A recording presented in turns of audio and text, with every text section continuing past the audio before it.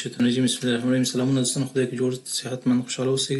د وړکي کاروبار شروع کولو بخش کې د ما موضوع نن موضوع د میوه او ترکاري فروشي. ډېر ترکاري فروشان میوه فروشان دوستان چې دي اکثرا خرڅي د کاروبار صحیح نه اکثرا وایي چې شکایت دي کار نه کوي، هغوی اکثرا بعض مشکلات سره مخامخ دي. هغوی څو نقطې دي چې باید نظر کې ونیسي او هغوی کولی شي د نقطو په باندې خپل کاروبار سم کړي. او هغه دوستان چې غواړي د بخش کې ځان د کاروبار شروع کړي دولتي وظیفې نه کېږي، نو دغسې کاروبار کولی شي په کمو پیسو شروع کړي. او څه چې مهم دي، ټول نه لومړی څه چې مهم دي د کار لپاره باید موږ اول باید ښه پاک سوتره شاور واخلو. روزانه باید شاور واخلو. د کار شروع کېدو نه مخکې موږ باید لباس سم اوسېږي، موږ لباس پاک اوسېږي. او لباس دې خاطر چې موږ واقعا برانډ چې جوړ سو، موږ برانډ جوړ کړو، هغه لپاره موږ کولی شو موږ دلته یو ښایسته یونیفورم جوړ کړو. یونیفورم تاسو ته ښیي، مثلا دا یونیفورم دی، دې خاطر چې خلک نو باید لرې مختلف ښکاره سو، نو کولی شو د کمیس په سر باندې موږ خپل یو نوم چې باید لنډ اوسېږي او خلک په ذهن کې کښېني، لکه احمد دی، سبزیجات په نوم باندې که نه، یا بل شی هر رقم چې اوسېږي لنډ اوسېږي، باید په دې کمیس په سر باندې دلته موږ کولی شو دلته نوم ولیکو. او دا بیا کومک کوي چې خلک لر نوم پوه شي دا څه شی ده. څه چې د دې څنګه مهم ده هغه بل دا د ترکاري پاکول دي. څنګه چې موږ لباس پاک کړو، موږ ترکاري پاک اوسېږي. موږ خیر د لږ زحمت کېږي، باید موږ ترکاري اول کور کې ومینځو، بیا هغې کې اوس دا عکس کې ګورو دا ډېر اوس مرده ښکاري، اما دا بل عکس تاسو ته ښیمه داسې دا اوس ډېر پاک ښکاري. نو دا چې هغه دي دا اوس موږ ته کوي کومک کوي چې موږ کولی شو چې لږ نه موږ ته مشتري جذب کړي.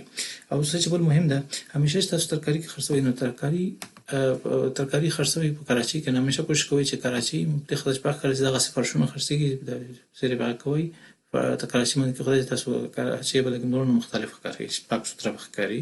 او دې تر څنګ چې تاسو دغه کوئ کوشش کوئ چې تاسو همیشه چې کله چې مشتري ته بیګ ورکوئ، نه بیګ سره باید ښه سپین اوسېږي، واضح پاک سوتره اوسېږي. مثلا تاسو دلته ښیم دا بس بیګ دی، دا بیګ چې تاسو ښکاري دي کې الف نه تیا پورې پکې ښکاري چې منځ کې چی دي. دا دې کومک کوي چې تاسو سودا کې دي کې 1 کیلو 3 کیلو شان واخیستی شئ. او بل څه چې مهم دی، تاسو باید یو رسید یو بزنس کارت ولرئ. بزنس کارت چې تاسو ته کومک کوي چې مثلا یو هغه ته یو رسټورانټ ته غواړئ ورکوئ، نو هغوی رسټورانټ هم کولی شي ورکولی شي. او بل مشتري تاسو سره په سر تاسو کراچۍ ولاړه ده، تاسو ته راځي، تاسو ته دا کارت ورکوي، ته زموږ کور ته هم درځو. هغه ډېر افغانستان کې خلک دي چې نارینه نه لري، کور کې څه ده هغوی باندې نشي تللی، مشکل لري، نو هغوی به کولی شي تاسو زنګ ووهي ته سودا ته وړئ. خو په یو شی یاد ساتئ، ډېر اکثره خلک داسې دي چې کله چې یو نمبر زنګ ورته راسي هغه پوه شي دا نه ده، نو هغه بیا څه چل کوي، همداسې پسې زنګونه وهي، غواړي یو غیر مشروع رابطو سره جوړ کړي چې دا غیر اخلاقي هم دی، غیر کاروباري هغه هم دی، او خلاف د کاروبار هم دی، او خلاف د افغاني فرهنګ او کلتور هم دی چې دا باید ونسي. نو همیشه باید مشتري ته د مشتري په سترګو وکتل سي، غیر له هغه نه باید کوم تعلقات ورسره وساتل سي. همیشه بل دغه موضوع ته راځم چې ترکاري شیان چې هغه کله مشتري ته ورکوئ نو باید زیاده چې نه اوسېږي، زیاده باید ایسته کړئ، باید پاک سوتره اوسېږي. څنګه اول خو ومینځل، اوس زیاده هم باید نه اوسېږي، ځکه زیاده باید ایسته کړئ. خیر د 100 روپۍ اضافه چارج کړه، خو باید دونه هم چارج نه کړئ چې خالي دومره اوسي چې هغې تاسو دغه زیاده پیسې راوځي. او د دې تر څنګ سره فکر وکړئ 0 نه تر 50% پورې تاسو باید دا کار وکړئ.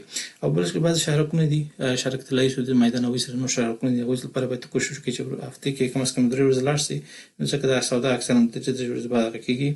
او همیشه باید کوشش وکړئ چې په تلیفون باندې تاسو ته کارت ورکړه، هلته تاسو زنګونه راغی، نو تاسو باید یو کوم شی میوه شي هغه تاسو نه غواړئ او تاسو ته نه پیدا کېږي، نو کوشش وکړئ چې ورته پیدا کړئ. نوي مطلب دا چې نوي اورډرونه باید واخلئ.